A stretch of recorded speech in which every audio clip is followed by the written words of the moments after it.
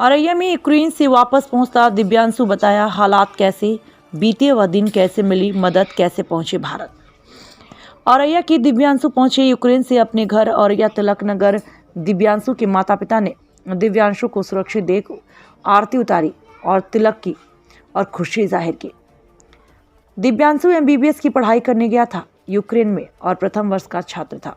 दिव्यांशु ने बताया कैसे रूस के सैनिक दिव्यांशु ने बताया कि वहां रूस के सैनिकों द्वारा भारतीय नागरिकों को नहीं छेड़ा जा रहा है, अंदर कंट्री के लोगों को काफी परेशान किया जा रहा है और भी कई रहस्य बताए।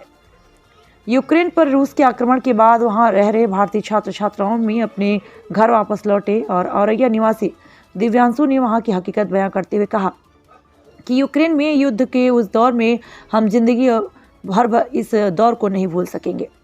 दिव्यांशु शेखर ने बताया भारतीय दूतावास के माध्यम से पूरी सुरक्षा के साथ उन्हें घर तक पहुंचाया गया, इसके लिए वह उनका बहुत आभार व्यक्त करते हैं। साथ ही उन्होंने भारत सरकार से वहां रह रहे अन्य छात्र छात्राओं को भी जल्द से जल्द घर वापस लाने की अपील की। शहर के मोहल्ला तिलक नगर निवासी दिव्यांशु शेखर पुत्र हरीश नारायण त्रिपाठी जो यूक्रेन में एमबीबीएस के प्रथम वर्ष के छात्र हैं। दिव्यांशु शेखर ने वहां के हालात के बारे में बताया। रूस यूक्रेन का युद्ध शुरू हुआ तो शुरुआत में एक दिन कुछ समझ में ही नहीं आया, ना ही ऐसी स्थिति लग रही थी, लेकिन उसके बाद दूसरे ही दिन से वहां के हालात लगातार खराब होने लगे। भारत सरकार की ओर से उन्हें बाहर निकालने के लिए सभी इंतजाम कर दिए गए। 27 फरवरी की सुबह 9 बजे वह ओजोड नेशनल यूनिवर्सिटी के सभी छात्र छात्राओं को सुरक्षित जगह पर एकत्रित किया गया। इसमें 250 छात्र छात्राओं को 50-50 की संख्या में बस के जरिए यूक्रेन का बॉर्डर पार कराकर सुरक्षित हंगरी पहुंचाया गया। वहां पर हम लोगों को भारतीय दूतावास की बस खड़ी मिली। दिव्यांशु ने बताया कि हंगरी तक का सफर तय करने में सभी डरे हुए थे, पता नहीं कब क्या हो जाए, किसी को पता नहीं था। हर एक पल यह लग रहा था कि कहीं कोई अटैक उन लोगों के पास ना हो जाए। एक रात बड़ी मुश्किल से कट रही थी, एक रात मुश्किलों और डर में गुजर रहा था। इन सब के बीच उन लोगों को बस में भारत का राष्ट्रीय ध्वज और नोटिस चस्पा कर भारतीय दूतावास तक पहुंचाया गया, तब जाकर सुरक्षित महसूस किया।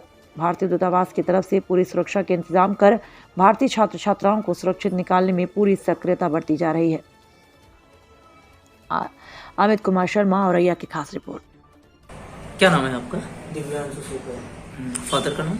हरीश कुमार त्रिपाठी। औरैया में कहाँ रहते? तिलक नगर। अच्छा, आप यूक्रेन में थे। यूक्रेन में किस जगह पे थे आप? यूक्रेन में हम लोग थे वेस्टर्न बॉर्डर पे उजरोड सिटी में। अच्छा, वहाँ क्या एमबीबीएस कौन सी ईयर? First year. अच्छा, वहाँ से आप लोग कब निकले थे? हम लोग उजरोड से निकले थे 27 तारीख की सुबह 9 बजे। क्या वहाँ जब आप वहाँ मौजूद थे उस समय वहाँ क्या स्थितियाँ थी? किस तरह से आप लोगों का वहाँ समय बीता? कैसे अपने आप को सुरक्षित महसूस कर रहे थे? हम लोग जब वहाँ थे तो जो वहाँ की कंडीशन थी वो बहुत ज़्यादा खराब थी और अभी भी है। हमारे साथ के बहुत से बच्चे मतलब की वगैरह में अटके पड़े हुए हैं, तो पूरी तरह से फंसे हुए थे। अभी तो फिलहाल वहाँ से निकल गए, उस रोड पहुँच गए, उस रोड से हंगरी की तरफ निकल गए। तो उस साइड पे इतना बुरा माहौल है कि कोई भी बंदा घर के सेफ मतलब घर के अंदर भी अपने आप को सेफ नहीं समझ रहा है। मतलब हम लोग थे तो हम लोग को ये लग रहा था कि लबीब तक बम गिर चुका है, कब हमारे पास गिर जाएगा हमें नहीं पता। बहुत मतलब बहुत ज़्यादा भयानक सिचुएशन है वहाँ पे। यूक्रेन सरकार की तरफ से कोई वहाँ कोई मदद की? नहीं, वहाँ यूक्रेन सरकार की तरफ से कोई मदद नहीं है। जब आप लोग वहाँ से चले तो क्या किस तरीके से यूक्रेन से बाहर निकले? क्या संसाधन थे, कैसे उपलब्ध हुए? देखिए, जब हम लोग वहाँ से चले थे तो वैसे तो सब बंद है ट्रांसपोर्ट, बट इंडियन एम्बेसी की तरफ से पहले हम लोग को हमारी यूनिवर्सिटी से सब बच्चे जहाँ भी फंसे हुए थे, जो फ्लैट में रह रहे थे, जो कहीं दूसरी जगह रह रहे थे, सबको हमारी यूनिवर्सिटी में एक साइड पे इकट्ठा किया गया, जो थोड़ा बहुत सेफ था बॉर्डर। उस साइड पे हमको एक साथ करके फिर लिस्ट निकाल के हम लोग को 250 बच्चों की लिस्ट मतलब बसों में हम लोग को पहुँचा के फिर यूक्रेन का बॉर्डर पार कराया बस के थ्रू। फिर जब वहाँ से फिर हम हंगरी में जब एंटर हुए तो वहाँ से इंडियन एम्बेसी की बस खड़ी मिली। फिर हमने बस चेंज की और बस चेंज करके फिर इंडियन एम्बेसी की बस में बैठ के और फिर हम लोग बुडापेस्ट की तरफ गए थे। यूक्रेन का वो कौन सा हिस्सा था जहाँ आप लोगों को सुरक्षित किया गया? वेस्टर्न पार्ट था उजरोड। किस यूनिवर्सिटी से थे? उजरोड नेशनल मेडिकल यूनिवर्सिटी।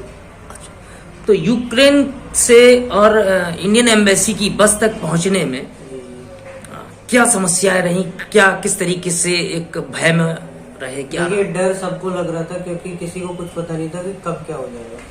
तो सब बहुत डरे हुए थे, हमारे साथ के बच्चे जो थे वो भी डरे हुए थे और काफ़ी टीचर्स भी डरे हुए थे। बट क्या कर सकते हैं हम लोग का